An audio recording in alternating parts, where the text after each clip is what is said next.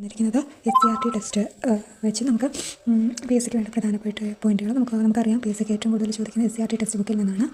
അപ്പോൾ LGS പരീക്ഷയ്ക്ക് വേണ്ടി തയ്യാറെടുക്കുന്നവരും അടുത്ത +2 10th ലെവലുള്ള എക്സാമിനേഷനും ഏറ്റവും പ്രധാനപ്പെട്ട പോർഷനാണ് SCRT ടെക്സ്റ്റ് ബുക്കിലെ പോർഷൻസ് എന്ന് പറയുന്നത്. അപ്പോൾ അതുമായിട്ട് പ്രധാനപ്പെട്ട പോയിന്റുകൾ നമുക്ക് നോക്കാം. ഒന്നാമത്തെ നോക്കാം. ഇന്ത്യയിൽ കാർഷിക സംസ്കാരം വളർന്നു വന്നത് ഏത് നദീതീരത്ത് നിന്നാണെന്ന് ചോദിച്ചാൽ ഇന്ത്യയുടെ കാർഷിക സംസ്കാരം വളർന്നു വന്നത് സിന്ധു നദീതട നാഗരികതയോട് ചേർന്നാണ് ഇന്ത്യയിൽ കാർഷിക സംസ്കാരം വളർന്നു വന്നത്. ഈ നദീതീരത്തെ ഇരട്ട നഗരങ്ങളായ മോഹൻജൊദാരോയിലും ഹാരപ്പയിലുമാണ് ഗോതമ്പ്, ബാർലി തുടങ്ങിയ ധാന്യങ്ങൾ കൃഷി ചെയ്തിരുന്നത്. അപ്പോൾ നോക്കിക്കേ, ഇന്ത്യൻ കാർഷിക വൃത്തി എന്ന് പറയുന്നത് സിന്ധു നദീതട സംസ്കാരവുമായിട്ട് യോജിച്ച് നിൽക്കുന്നതാണ്. അതുപോലെ തന്നെ മോഹൻജൊദാരോയിലും ഹാരപ്പയിലുമാണ് ബാർലി, ഗോതമ്പ് തുടങ്ങിയ കൃഷികൾ കൃഷി ചെയ്ത് തുടങ്ങിയത്. ഓക്കെ, നെക്സ്റ്റ് പ്രധാനമായിട്ട് ഉപജീവന കൃഷിയുണ്ട്, സമ്മിശ്ര കൃഷിയുണ്ട്, തോട്ടവിള കൃഷിയുണ്ട്. 3 ടൈപ്പ് കൃഷികളാണ് ഇന്ത്യയിൽ നിലനിന്നിരുന്നത്. അതൊക്കെ ഉപജീവന കൃഷി എന്ന് പറഞ്ഞാൽ ഉപജീവന മാർഗ്ഗത്തിന് വേണ്ടി ഉപയോഗിച്ചിരുന്ന കൃഷികളാണ് കേട്ടോ. അതിൽ ലാഭം നേടുക എന്നുള്ളതല്ല പ്രാഥമിക ലക്ഷ്യം. ഓക്കെ, ഉപജീവനത്തിന് വേണ്ടിയിട്ടുള്ള ഉൽപ്പന്നങ്ങൾ ഉപയോഗിക്കുക. സമ്മിശ്ര കൃഷി എന്ന് പറയുമ്പം ഒരേ സമയം എല്ലാം കൂടെ കോർത്തിണക്കി, അതായത് കന്നുകാലി വളർത്തൽ, കോഴി വളർത്തൽ, മീൻ വളർത്തൽ, അങ്ങനെ എല്ലാം കൂടെ കൂട്ടി യോജിപ്പിച്ചിട്ടുള്ള കൃഷിയാണ് സമ്മിശ്ര കൃഷി എന്ന് പറയുന്നത്. അപ്പോൾ ഇതിൽ നിന്ന് കൂടുതൽ ലാഭം ലഭിക്കും, അതുപോലെ തന്നെ ചിലവ് കുറവായിരിക്കും. സമ്മിശ്ര കൃഷിയുടെ നേട്ടമാണ്. കൂടുതൽ ലാഭവും ലഭിക്കുന്നുണ്ട്, ചിലവും കുറവായിരിക്കും. തോട്ടവിള കൃഷി എന്ന് പറയുമ്പോൾ തോട്ടവിളകളായിട്ടുള്ള തേയില, കാപ്പി, ഗ്രാമ്പു, ഏലം, കുരുമുളക് തുടങ്ങിയവയാണ് തോട്ടവിള കൃഷിയിൽ പ്രധാനമായിട്ട് വരുന്നത്. അത് വിശാലമായ പ്രദേശത്തായിരിക്കും, വൻതോതിലായിരിക്കും തോട്ടവിള കൃഷി ചെയ്യുന്നത്. ബ്രിട്ടീഷുകാരുടെ വരവോടെയാണ് തോട്ടവിള കൃഷി വിശാലമായിട്ട് കൃഷി ചെയ്യാൻ തുടങ്ങിയത്.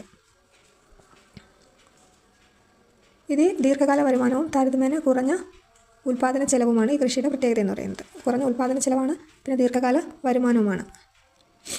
ഇനി വാണിജ്യ കൃഷി എന്ന് പറഞ്ഞാൽ വാണിജ്യ അടിസ്ഥാനത്തിൽ വൻതോതിൽ കൃഷി ചെയ്ത് സാധനങ്ങൾ ഉൽപ്പാദിപ്പിക്കുന്നു. അപ്പോൾ അതെന്ന് പറയുന്നത് റബ്ബർ, കരിമ്പ്, പരുത്തി, ചണം തുടങ്ങിയവയാണ് വാണിജ്യ കൃഷിയിൽ വരുന്നത്. ഓക്കെ, വാണിജ്യ കൃഷിയിൽ വരുന്നതാണ് റബ്ബർ, കരിമ്പ്, പരുത്തി എന്നിവ.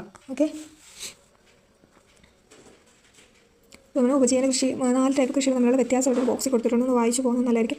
അതായത് ഉപജീവന കൃഷി എന്ന് പറഞ്ഞാൽ സ്വന്തം ആവശ്യത്തിനായിട്ട് ഉപയോഗിക്കുന്നു, ചെറിയ ഇടങ്ങളിൽ കൃഷി ചെയ്യുന്നു. ഓക്കെ, സമ്മിശ്ര കൃഷി എന്ന് പറഞ്ഞാൽ ഒരേ വളം ഒന്നിലധികം കൃഷികൾക്ക് പ്രയോജനപ്പെടുകയും ഉൽപ്പാദന ചെലവ് കുറയുകയും ചെയ്യും. തോട്ടവിള കൃഷി എന്ന് പറയുമ്പം കുറഞ്ഞ ഉൽപ്പാദന ചെലവാണ്, വൻതോതിലുള്ള ഉൽപ്പാദനം നടക്കും, ദീർഘകാല വരുമാനം ഇവിടെ ദീർഘകാല വരുമാനവും ലഭിക്കുന്നുണ്ട്. തോട്ടവിളകൾക്ക് എക്സാമ്പിളാണ് ഏതൊക്കെ? തേയില, കാപ്പി, ഏലം, കുരുമുളക്, ഇതൊക്കെ. വാണിജ്യ വിള എന്ന് പറയുമ്പോഴാണ് റബ്ബർ, കരിമ്പ്, പരുത്തി, ഇതൊക്കെ. ഓക്കെ, വാണിജ്യ അടിസ്ഥാനത്തിൽ. ഇനി ഇന്ത്യയിലെ പ്രധാനപ്പെട്ട ഭക്ഷ്യവിളകളും നാണ്യവിളകളും ഏതൊക്കെയാണ്? ഭക്ഷ്യവിളകളാണ് നെല്ല്, ഗോതമ്പ്, പയർ, ഇതൊക്കെ. എന്നാൽ നാണ്യവിളകളെന്ന് പറയുമ്പോൾ ഏതൊക്കെയാണ്? പരുത്തി, റബ്ബർ. ഓക്കെ, പരുത്തി, റബ്ബർ, തേയില, ഇതൊക്കെ എന്ന് പറയുന്നത് നാണ്യവിള കൃഷികളാണ്. ഓക്കെ, ഇനി ഓരോ പ്രദേശത്തും ഓരോ സംസ്ഥാനങ്ങളിൽ ഏത് വിളയാണ് ഏറ്റവും കൂടുതൽ? ഗോതമ്പ് കൃഷി ചെയ്യുന്ന സംസ്ഥാനങ്ങളാണ് പഞ്ചാബിലും മധ്യപ്രദേശിലും ഹരിയാനയിലുമാണ് ഏറ്റവും കൂടുതൽ ഗോതമ്പ് ഉൽപ്പാദിപ്പിക്കുന്നത്. അപ്പോൾ ഗോതമ്പ് ഏറ്റവും കൂടുതൽ ഉൽപ്പാദിപ്പിക്കുന്നത് ഇവിടെ UP, ഉത്തർപ്രദേശ്, മധ്യപ്രദേശ്, പഞ്ചാബ്, ഹരിയാന. ഓക്കെ, പരുത്തിയാണെങ്കിൽ മഹാരാഷ്ട്ര, ഗുജറാത്ത്, തെലങ്കാന, രാജസ്ഥാൻ. അപ്പോൾ നോക്കുകയാണെങ്കിൽ ഇവിടോട്ട് വരുമ്പോൾ അല്ലേ, ഈ മഹാരാഷ്ട്ര, ഗുജറാത്ത്, തെലങ്കാന, രാജസ്ഥാൻ. അപ്പോൾ ആ ഒരു ഏരിയയിലായിരിക്കും നമ്മുടെ പരുത്തി കൃഷി ഏറ്റവും കൂടുതലുള്ളത്. നെല്ലെന്ന് പറയുമ്പോൾ താഴോട്ട് വരും അല്ലേ, പശ്ചിമ ബംഗാൾ, തമിഴ്നാട്, ആന്ധ്ര, ബീഹാർ എന്ന് പറയുന്നത്. പശ്ചിമ ബംഗാൾ, തമിഴ്നാട്, ആന്ധ്ര, ബീഹാർ, ഈ പ്രദേശത്താണ് നെല്ല് ഏറ്റവും കൂടുതൽ ഉൽപ്പാദിപ്പിക്കുന്നത്. ഓക്കെ, അപ്പം ഗോതമ്പ് ഏറ്റവും കൂടുതൽ ഉൽപ്പാദിപ്പിക്കുന്നത് ഉത്തർപ്രദേശ്, മധ്യപ്രദേശ്, പഞ്ചാബ്, ഹരിയാന. പരുത്തി ഏറ്റവും കൂടുതൽ ഉൽപ്പാദിപ്പിക്കുന്നത് മഹാരാഷ്ട്ര, ഗുജറാത്ത്, തെലങ്കാന, രാജസ്ഥാൻ. നെല്ല് ഏറ്റവും കൂടുതൽ ഉൽപ്പാദിപ്പിക്കുന്നത് പശ്ചിമ ബംഗാൾ, തമിഴ്നാട്, ആന്ധ്രാപ്രദേശ്, ബീഹാർ. ഇനി നമ്മുടെ ഇന്ത്യയിൽ കൃഷി ചെയ്യുന്നതിന് അനുകൂലമായ ഭൂമിശാസ്ത്രമായ ഘടകങ്ങൾ ഏതൊക്കെയാണ്? 1. ഫലഭൂയിഷ്ഠമായ മണ്ണ്. 2. അനുകൂലമായ കാലാവസ്ഥ, ജലസേന സൗകര്യം. 3 പോയിന്റുകളാണ് ഇന്ത്യയിൽ കൃഷി ചെയ്യുന്നത് അനുകൂലമായ ഭൂമിശാസ്ത്രപരമായ ഘടകങ്ങൾ. ഭൂമിശാസ്ത്ര ഘടകങ്ങൾ ഏതൊക്കെയാണെന്ന് വെച്ചാൽ ഏതൊക്കെയാണ്? ഫലഭൂയിഷ്ഠമായ മണ്ണ്, അനുകൂല കാലാവസ്ഥ, ജലസേചന സൗകര്യങ്ങൾ. ഇനി ധാതുക്കൾ, അതിൻ്റെ അയിരുകളും കൂടെ നോക്കണം. ഇവിടെ ഇപ്പോൾ അയിരുകൾ എന്തൊക്കെയാണ്, അതിൻ്റെ ഏത് ലോഹമാണെന്ന് നമുക്ക് നോക്കാം. ഹേമറ്റൈറ്റും മാഗ്നറ്റൈറ്റും. ഈ ഹേമറ്റൈറ്റും മാഗ്നറ്റൈറ്റും ഏതിൻ്റെയാണ്? അയണിൻ്റെയാണ് കേട്ടോ, ഇരുമ്പിൻ്റെയാണ്. അയണിൻ്റെ അയിരാണ് ഹേമറ്റൈറ്റ്, മാഗ്നറ്റൈറ്റ് എന്ന് പറയുന്നത്. കലാമിൻ സിങ്കിൻ്റെയാണ് കേട്ടോ, കലാമിൻ സിങ്ക്. ബോക്സൈറ്റ് ഏതിൻ്റെയാണ്? അലൂമിനിയത്തിൻ്റെ അയിരാണ് ബോക്സൈറ്റ്. സിനബാർ ലെഡിൻ്റെതും. ഓക്കെ, സിനബാർ ലെഡിൻ്റെതുമാണ്. അപ്പോൾ ഇതൊന്ന് പഠിച്ചു വെക്കുക. ഹേമറ്റൈറ്റ്, മാഗ്നറ്റൈറ്റ് ഇരുമ്പിൻ്റെ, calamine zinc, bauxite, aluminium, cinnabar ലെഡിൻ്റെത്. ഓക്കെ, ഇനി ഇന്ധന ധാതുക്കൾ ഏതൊക്കെയാണെന്ന്. ഇന്ത്യയിലെ ഇന്ധന ധാതുക്കളാണ് മൈക്ക, വജ്രം, സിലിക്ക തുടങ്ങിയ അലോഹ ധാതുക്കൾ. കൽക്കരി, പെട്രോളിയം എന്നിവ ഇന്ധന ധാതുക്കളാണ്. അപ്പോൾ അലോഹ ധാതുക്കൾ ഏതൊക്കെയാണ്? വജ്രം, സിലിക്ക, മൈക്ക, വജ്രം, സിലിക്ക എന്നിവയാണ് അലോഹ ധാതുക്കൾ. പെട്രോളിയം, കൽക്കരി എന്നിവയാണ് ഇന്ധന ധാതുക്കൾ. ഓക്കെ. രാജ്യത്തെ ഏറ്റവും വലിയ ധാതു അധിഷ്ഠിത വ്യവസായമാണ് ഇരുമ്പുരുക്ക് വ്യവസായം. ഇത് വ്യവസായ മേഖലയുടെ നട്ടെല്ലെന്നും പ്രാഥമിക വ്യവസായമെന്നും അറിയപ്പെടുന്നു. അപ്പോൾ ഒരു പോയിന്റ് ഓർത്ത് നോക്കുക. അപ്പം ഇന്ത്യൻ വ്യവസായ മേഖലയുടെ നട്ടെല്ല് അഥവാ പ്രാഥമിക വ്യവസായം എന്നറിയപ്പെടുന്ന ഏതാണ്? ഇരുമ്പുരുക്ക് വ്യവസായമാണ്. ഓക്കെ. ഇന്ത്യൻ വ്യവസായ മേഖലയുടെ നട്ടെല്ല്. ഓക്കെ. നട്ടെല്ല് എന്നറിയപ്പെടുന്നത് ഏതാണ്? അല്ലെങ്കിൽ പ്രാഥമിക വ്യവസായം എന്നൊക്കെ അറിയപ്പെടുന്നു. പ്രാഥമിക വ്യവസായം എന്നൊക്കെ അറിയപ്പെടുന്നത് ഏതാണ്? ഇരുമ്പുരുക്ക് വ്യവസായമാണ്. ഓക്കെ. ഇരുമ്പുരുക്ക് വ്യവസായത്തിനെയാണ് ഇന്ത്യൻ വ്യവസായത്തിൻ്റെ നട്ടെല്ല് അഥവാ പ്രാഥമിക വ്യവസായം എന്നൊക്കെ അറിയപ്പെടുന്നത്. മറ്റു പ്രധാനപ്പെട്ടതാണ് ചെമ്പും അലൂമിനിയവും. ഇനി ഏറ്റവും ഇമ്പോർട്ടൻ്റ് ആയിട്ടുള്ള പോയിൻ്റാണ് ഹരിത വിപ്ലവം. ഓക്കെ. ഇന്ത്യൻ ഹരിത വിപ്ലവത്തിന് അതിനു മുമ്പൊക്കെ സ്വാതന്ത്ര്യലബ്ധിയോടനുബന്ധിച്ച് ഇന്ത്യൻ കാർഷിക മേഖല അഭിമുഖീകരിച്ച പ്രശ്നങ്ങൾ. സ്വാതന്ത്ര്യലബ്ധിയോടനുബന്ധിച്ച് ഇന്ത്യൻ കാർഷിക മേഖല അനുഭവിച്ച പ്രശ്നങ്ങളായിരുന്നു ബ്രിട്ടീഷുകാർ നടപ്പിലാക്കിയ ഭൂനികുതി സമ്പ്രദായവും അടിസ്ഥാന സൗകര്യങ്ങളുടെ പരിധിയും. 2 പോയിന്റുകളാണ്. ബ്രിട്ടീഷുകാർ നടപ്പിലാക്കിയ ഭൂനികുതി സമ്പ്രദായവും അടിസ്ഥാന സൗകര്യങ്ങളുടെ പരിമിതിയുമായിരുന്നു സ്വാതന്ത്ര്യം ലഭിച്ചതിന് ശേഷം ഇന്ത്യൻ കാർഷിക മേഖല അഭിമുഖീകരിച്ച പ്രശ്നങ്ങൾ. അപ്പോൾ ഇത് ഭൂപരിഷ്കരണ സമ്പ്രദായം എന്താണെന്ന് നോക്കാം. ഭൂപരിഷ്കരണത്തിൻ്റെ ഭാഗമായിട്ട് ഒരു വ്യക്തിക്ക് അയാളുടെ ഉടമസ്ഥതയിൽ വയ്ക്കാവുന്ന ഭൂമിക്ക് പരിധി നിശ്ചയിച്ച് ഈ പരിധിക്ക് മുകളിലുള്ളവയെ മിച്ച ഭൂമിയായി കണക്കാക്കി ഗവൺമെൻറ് ഏറ്റെടുത്തു. ഭൂരഹിതരായ കർഷകർക്കും കുടിയാന്മാർക്കും വിതരണം ചെയ്തു. തൽഫലമായി കാർഷിക ഉൽപ്പാദനം വർദ്ധിപ്പിച്ചു. ഇത് ഇന്ത്യക്ക് ഭൂപരിഷ്കരണ നിയമം നടപ്പിലാക്കുന്ന ആദ്യത്തെ സംസ്ഥാനങ്ങളിലൊന്നാണ് കേരളം. അപ്പോൾ നമുക്ക് ഈ പോയിന്റ് ഓർക്കുക. ഭൂപരിഷ്കരണത്തിൻ്റെ ഭാഗമായിട്ട് ഒരു വ്യക്തിക്ക് അയാളുടെ ഉടമസ്ഥതയിൽ വയ്ക്കാവുന്ന ഭൂമിക്ക് പരിധി നിശ്ചയിച്ചു. ആ പരിധിക്ക് മുകളിലുള്ള ഭൂമിയെ മിച്ച ഭൂമിയായിട്ട് കണക്കാക്കുകയും അത് ഗവൺമെൻറ് ഏറ്റെടുത്ത് ഭൂരഹിതരായ കർഷകർക്ക് നൽകുകയും ചെയ്യുന്നു. ഇതിൻ്റെ ഫലമായിട്ട് ഉൽപ്പാദനം വർദ്ധിച്ചു. ഇന്ത്യക്ക് മാതൃകയായി ഭൂപരിഷ്കരണ നിയമം ആദ്യമായിട്ട് നടപ്പിലാക്കിയ സംസ്ഥാനമാണ് കേരളം എന്ന് പറയുന്നത്. ഓക്കെ. ഇനി ഹരിത വിപ്ലവത്തെ എങ്ങനെയാണ് ഉൽപ്പാദനം വർദ്ധിപ്പിച്ചത്? എങ്ങനെയാണ്? അത്യുൽപാദന ശേഷിയുള്ള വിത്തിനങ്ങൾ, രാസവളങ്ങൾ, കീടനാശിനികൾ, പുത്തൻ സാങ്കേതിക വിദ്യകൾ, കുറഞ്ഞ നിരക്കിലുള്ള വായ്പ, ശാസ്ത്രീയ ജലസേചനം എന്നിവ ഉപയോഗിച്ചാണ് ഹരിത വിപ്ലവത്തിൽ ആദ്യഘട്ടത്തിൽ അല്ലെങ്കിൽ ഹരിത വിപ്ലവം എന്ന പദ്ധതി ആരംഭിച്ചത്. അത്യുൽപാദന ശേഷിയുള്ള വിത്തിനങ്ങൾ, രാസവളങ്ങൾ, കീടനാശിനികൾ, പുത്തൻ സാങ്കേതികവിദ്യ, കുറഞ്ഞ നിരക്കിലുള്ള വായ്പ, ശാസ്ത്രീയ ജലസേചനം. ആദ്യഘട്ടത്തിൽ നേട്ടം കാണാനായത് ഗോതമ്പിൻ്റെ ഉൽപ്പാദനത്തിലാണ്. അതുകൊണ്ട് തന്നെ ഇതിനെ ഗോതമ്പ് വിപ്ലവം എന്ന് വിശേഷിപ്പിക്കുന്നുണ്ട്. ഇനി ഇന്ത്യൻ ഹരിത വിപ്ലവത്തിൻ്റെ പിതാവ് എന്നറിയപ്പെടുന്നത് MS സ്വാമിനാഥനാണ്. സ്വാമിനാഥൻ ജനിച്ചത് 1925 ഓഗസ്റ്റ് 7 തമിഴ്നാട്ടിലെ കുംഭകോണത്താണ്. ഇദ്ദേഹം ഇന്ത്യൻ കാർഷിക ഗവേഷണ കൗൺസിലിൻ്റെ ആദ്യ ഡയറക്ടറായിട്ടും പ്രവർത്തിച്ചിരുന്നു. ഓക്കെ. അപ്പോൾ ഇന്ത്യൻ ഹരിത വിപ്ലവത്തിൻ്റെ പിതാവാരാണ് ഡോക്ടർ MS സ്വാമിനാഥൻ. ജനിച്ചത് 1925 ഓഗസ്റ്റ് 7 തമിഴ്നാട്ടിലെ കുംഭകോണത്താണ്. ഇദ്ദേഹം കാർഷിക ഗവേഷണ കൗൺസിലിൻ്റെ ആദ്യ ഡയറക്ടറായിട്ട് പ്രവർത്തിച്ചു. അതാണ് കാർഷിക ഗവേഷണ കൗൺസിലിൻ്റെ പ്രഥമ ഡയറക്ടർ. കൗൺസിലിൻ്റെ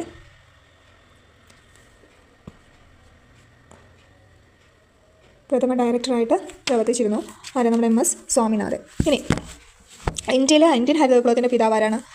ഇന്ത്യൻ ഹരിത വിപ്ലവത്തിൻ്റെ പിതാവാണ് MS സ്വാമിനാഥൻ. നമ്മൾ മൊത്തത്തിൽ ഹരിത വിപ്ലവത്തിൻ്റെ പിതാവ് എന്ന് പറഞ്ഞ് ചോദിച്ചാൽ അതാരാണ്? നോർമൻ ബോർലോഗാണ് കേട്ടോ. നോർമൻ ബോർലോഗാണ് ഹരിത വിപ്ലവത്തിൻ്റെ പിതാവ്. ഇന്ത്യൻ ഹരിത വിപ്ലവത്തിൻ്റെ പിതാവാണെന്ന് ചോദിച്ചാൽ ആരാണ്? MS സ്വാമിനാഥനുമാണ്. തിരിഞ്ഞു പോരുതേ.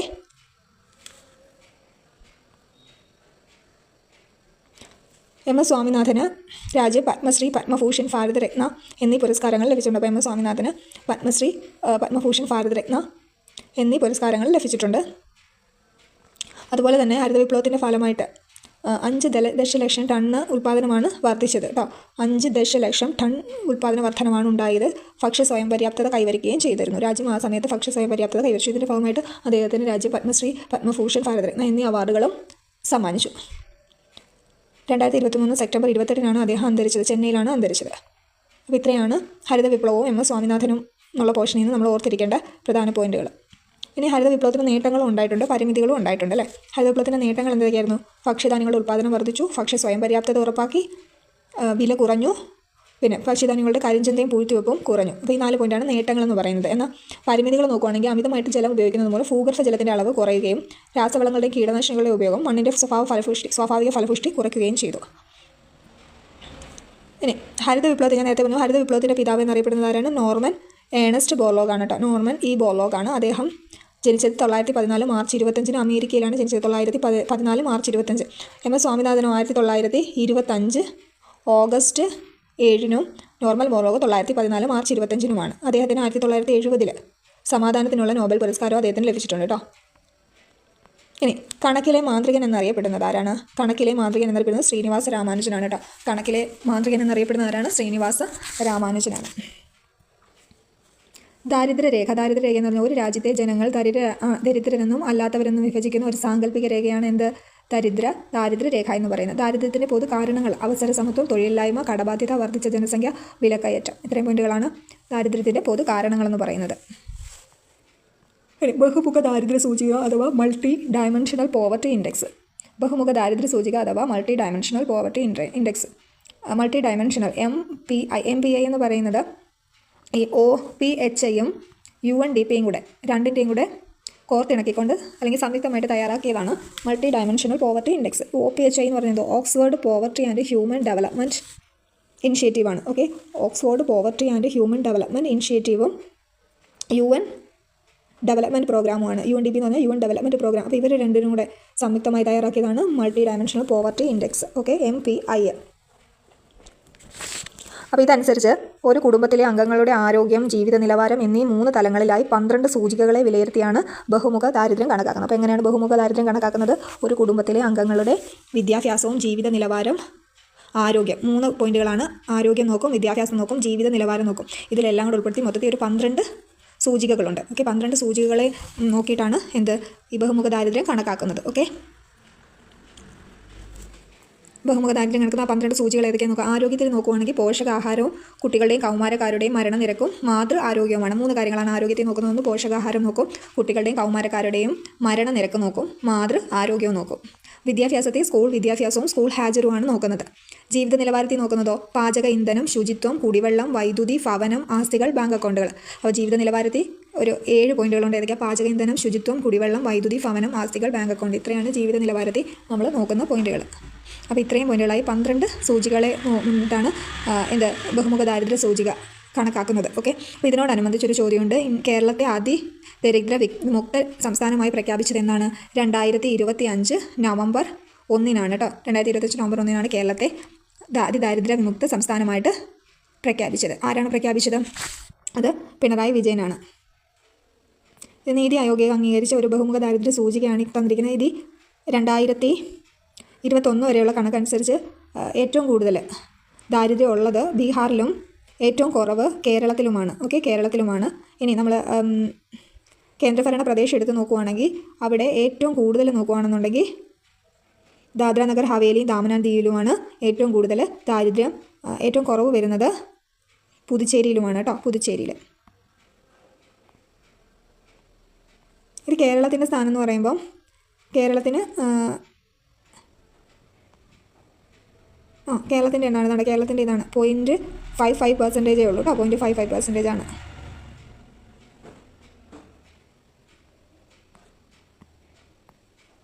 ഇനി കുറച്ച് പദ്ധതികൾ നോക്കാം. മഹാത്മാഗാന്ധി ദേശീയ തൊഴിലുറപ്പ് പദ്ധതി അല്ലെങ്കിൽ പ്രധാനമന്ത്രി റോസ്ഗാർ യോജന. ഈ 2 പദ്ധതികളുടെ ലക്ഷ്യം എന്താണ്? താഴ്ന്ന വരുമാനത്തിലുള്ള പ്രായപൂർത്തിയായ കുടുംബങ്ങൾക്ക് തൊഴിലവസരങ്ങളും വരുമാനവും ലഭിക്കുന്ന പദ്ധതിയാണ് മഹാത്മാഗാന്ധി ദേശീയ തൊഴിലുറപ്പ് പദ്ധതിയും പ്രധാനമന്ത്രി റോസ്ഗാർ യോജനയും. അപ്പോൾ ഈ തൊഴിലുറപ്പ് അടുത്തതാണ് ജീവനം പദ്ധതി. ഈ സ്വയം തൊഴിൽ വേതന പദ്ധതികളാണ് മഹാത്മാഗാന്ധി ഗ്രാമീണ തൊഴിൽ പദ്ധതി, റോസ്ഗാർ യോജന, ജീവനം പദ്ധതി, അയ്യങ്കാളി നഗര തൊഴിലുറപ്പ് പദ്ധതി. 3 പദ്ധതി എന്ന് പറയുന്നത് സ്വയം തൊഴിൽ വേതന തൊഴിൽ പദ്ധതികളാണ്. അത് ജീവന പദ്ധതി നോക്കുക. ജീവന പദ്ധതി എന്ന് പറഞ്ഞാൽ സാമ്പത്തികമായി പ്രയാസം അനുഭവിക്കുന്ന കുറ്റകൃത്യങ്ങൾക്ക് ഇരയായ മരണപ്പെട്ടവരുടെ ആശ്രിതർക്ക് ഉപജീവനം കണ്ടെത്തുന്നതാണ് ജീവന പദ്ധതി. അതാണ് സാമ്പത്തികമായിട്ട് പ്രയാസം അനുഭവിക്കുന്ന കുറ്റകൃത്യങ്ങൾക്കിരയായി മരണപ്പെട്ടവരുടെ ആശ്രിതർക്ക് ഉപജീവന മാർഗ്ഗം കണ്ടെത്തുന്നതിനുള്ള പദ്ധതിയാണ് ജീവനം പദ്ധതി. അയ്യങ്കാളി നഗര തൊഴിലുറപ്പ് പദ്ധതി എന്താണ്? മഹാത്മാഗാന്ധി ഗ്രാമീണ തൊഴിലുറപ്പ് പദ്ധതിയുണ്ട്, അയ്യങ്കാളി നഗര തൊഴിലുറപ്പ് പദ്ധതി. ഗ്രാമീണ തൊഴിലുറപ്പ് പദ്ധതി താഴ്ന്ന വരുമാനമുള്ള പ്രായപൂർത്തിയായ കുടുംബങ്ങൾക്ക് തൊഴിലവസരങ്ങളും വരുമാനവും ലഭിക്കുന്നു. അയ്യങ്കാളി ആണെങ്കിൽ നഗരപ്രദേശങ്ങളിൽ വസിക്കുന്ന അവിദഗ്ധ കായിക തൊഴിൽ ചെയ്യാൻ സന്നദ്ധരായ ഓരോ കുടുംബത്തിലെയും പ്രായപൂർത്തിയായ അംഗങ്ങൾക്ക് തൊഴിൽ നൽകുന്നു എന്നുള്ളത്. ഇനി ഭക്ഷ്യസുരക്ഷാ പദ്ധതികൾ ഏതൊക്കെയാണെന്ന് നോക്കാം. പൊതുവിതരണ സംവിധാനവും PM പോഷനും സുഭിക്ഷ കേരളവും പദ്ധതിയാണ്. ഭക്ഷ്യസുരക്ഷാ പദ്ധതികളാണ് പൊതുവിതരണ സംവിധാനം, PM പോഷൻ, സുഭിക്ഷ കേരളം. ഇത് പൊതുവിതരണം എന്ന് പറയുന്നത് റേഷൻ കടകൾ വഴിയിട്ടുള്ള ഭക്ഷ്യസുരക്ഷ ഉറപ്പാക്കുന്നു. ഇനി PM പോഷൻ എന്ന് പറഞ്ഞാൽ പ്രധാനമന്ത്രി പോഷൻ ശക്തി നിർമ്മാണമാണ് കേട്ടോ. PM പോഷൻ എന്ന് പറഞ്ഞാൽ പ്രധാനമന്ത്രി പോഷൻ ശക്തി നിർമ്മാൺ എന്നാണ്. പ്രധാനമന്ത്രി പോഷൻ ശക്തി നിർമ്മാൺ. ഇത് 1 തൊട്ട് 8 വരെയുള്ള ക്ലാസ്സിലെ കുട്ടികൾക്ക് ഉച്ചഭക്ഷണം നൽകുന്ന പദ്ധതിയാണ് PM പോഷൻ. 1 തൊട്ട് 8 വരെയുള്ള ക്ലാസ്സിലെ കുട്ടികൾക്ക് ഉച്ചഭക്ഷണം നൽകുന്നത്. സുഭിക്ഷ കേരളം പദ്ധതി എന്ന് പറയുമ്പോൾ കേരളത്തെ സ്വയം പര്യാപ്തതയെ എത്തിക്കുക എന്ന ലക്ഷ്യത്തോടെ നടപ്പിലാക്കുന്ന പദ്ധതിയാണ് സുഭിക്ഷ കേരള പദ്ധതി. സാമൂഹ്യ സുരക്ഷാ പദ്ധതികൾ നോക്കാം. ദേശീയ സാമൂഹ്യ സഹായ പദ്ധതി, പ്രധാനമന്ത്രി സുരക്ഷാ ഭീമാ യോജന, നിരാമയ ആരോഗ്യ ഇൻഷുറൻസ്. ദേശീയ സാമൂഹ്യ സഹായ പദ്ധതി എന്ന് പറഞ്ഞാലും പ്രധാനമന്ത്രി സുരക്ഷാ ഭീമാ യോജന, ഇത് രണ്ടിൻ്റെ ലക്ഷ്യം എന്താണ്? നിരാലംബരായ മുതിർന്ന പൗരന്മാർക്ക് പെൻഷനും ഇൻഷുറൻസ് പരിരക്ഷയും നൽകുന്നു. ഓക്കെ. നിരാമയ ആരോഗ്യ ഇൻഷുറൻസ് സംസ്ഥാനത്തെ അംഗപരിമിതർക്ക് ആരോഗ്യ ഇൻഷുറൻസ് നൽകുന്ന പദ്ധതിയാണ് നിരാമയ. അംഗപരിമിതർക്കുള്ള പദ്ധതിയാണ് നിരാമയ പദ്ധതി. ഇത് കൂടാതെയുള്ള മറ്റു പദ്ധതികൾ കൊടുത്തിട്ടുണ്ട്. സ്നേഹസ്വാന്തനം, വയോമിത്രം, അതിദാരിദ്ര്യ നിർമ്മാർജ്ജനം, കാരുണ്യ ആരോഗ്യ സുരക്ഷ, താലോലം, ആശ്വാസകിരണം, സ്നേഹപൂർവ്വം, ക്യാൻസർ സുരക്ഷ, ലൈഫ് മിഷൻ. ഇതും എന്താണ്? സാമൂഹ്യക്ഷേമ പദ്ധതികളാണ് കേട്ടോ. കുടുംബശ്രീ ആരംഭിക്കുന്നത് 1998 മെയ് 17-നാണ് കുടുംബശ്രീ ആരംഭിക്കുന്നത്. എന്നാണ് 1998 മെയ് 17. 1998 മെയ് 17-നാണ് കുടുംബശ്രീ ആരംഭിക്കുന്നത്. കുടുംബശ്രീയുടെ ദാരിദ്ര്യ നിർമ്മാർജ്ജനവും തൊഴിലവസരങ്ങൾ സൃഷ്ടിക്കുക എന്നുള്ളതാണ് അവയുടെ ലക്ഷ്യം എന്ന് പറയുന്നത്, പ്രധാനപ്പെട്ട ലക്ഷ്യം. ഇനി ഭക്ഷ്യസുരക്ഷ ഉറപ്പാക്കാൻ കഴിയാത്തത് എന്തുകൊണ്ടാണെന്ന് വെച്ചാൽ കാലാവസ്ഥാ വ്യതിയാനം, വരുമാനക്കുറവ്, ലഭ്യതക്കുറവ്, വ്യവസായവൽക്കരണവും വിലവർദ്ധനവും വിതരണത്തിലെ അസന്തുലിതാവസ്ഥയുമാണ്. ഇനി വിശപ്പ് രഹിത കേരളം. കേരളത്തെ വിശപ്പ് രഹിത കേരളമാക്കി സംസ്ഥാനമാക്കി മാറ്റുക എന്നതാണ് വിശപ്പ് രഹിത കേരളം പദ്ധതിയുടെ പ്രധാന ലക്ഷ്യം. ഓക്കെ. ഇത് 2017-18 മുതൽ കുടുംബശ്രീയുടെയും തദ്ദേശ സ്വയംഭരണ സ്ഥാപനങ്ങളുടെ സഹായത്തോടെയും നടപ്പിലാക്കുന്ന ഒരു പദ്ധതിയാണ്. ഓക്കെ. അപ്പോൾ ഇത്രയാണ് ഈ ഒരു ചാപ്റ്ററിലെ പ്രധാനപ്പെട്ട പോയിന്റുകൾ. ഈ പോയിന്റുകളെല്ലാം ഒന്ന് ഓർത്ത് വെച്ച് പഠിക്കാൻ ശ്രമിക്കുക. പിന്നെ ഈ ആരോഗ്യ ഇൻഷുറൻസ് പദ്ധതികളും സാമൂഹ്യക്ഷേമ പദ്ധതികൾ, ഈ താഴെ പറഞ്ഞിരിക്കുന്ന പദ്ധതികളും എന്തിനൊക്കെയാണെന്നുള്ളത് സ്പെസിഫൈ ചെയ്തെന്ന് എഴുതി എടുത്ത് പഠിക്കാൻ ശ്രമിക്കുക. ഓക്കെ. അപ്പോൾ ഇത്രയും പോയിന്റുകൾ ഇഷ്ടപ്പെട്ടു എന്ന് വിശ്വസിക്കുന്നു. പ്രയോജനകരമാണെങ്കിൽ ലൈക്ക് ചെയ്യുക, സപ്പോർട്ട് ചെയ്യുക, സബ്സ്ക്രൈബ് ചെയ്യുക. എങ്കിൽ മാത്രമേ ഇനിയും പുതിയ വീഡിയോകൾ അപ്ലോഡ് ചെയ്യാൻ പറ്റൂ. അടുത്ത ചാപ്റ്ററുമായിട്ട് അടുത്ത ക്ലാസ്സിൽ കാണാം. Thanks for watching.